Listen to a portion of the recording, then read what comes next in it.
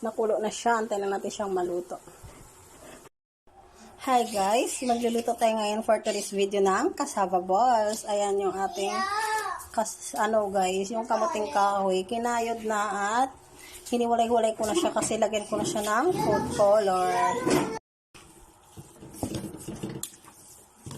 Ayan na guys, haluin lang natin. Naglagay na rin ako ng asukal.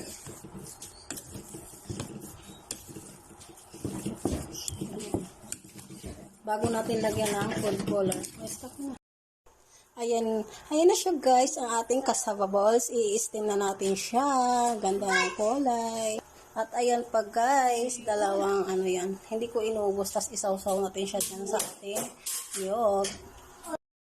Ayan na guys, binilog ko na yung kulay orange. Next naman gagawin natin kulay green. Ayan na siya guys, ayan na, para tapos meron pa yung iba. Isasalang natin siya sa ibang steamer. Ayan na siya guys, ang ganda ng kulay niya. Oh my god.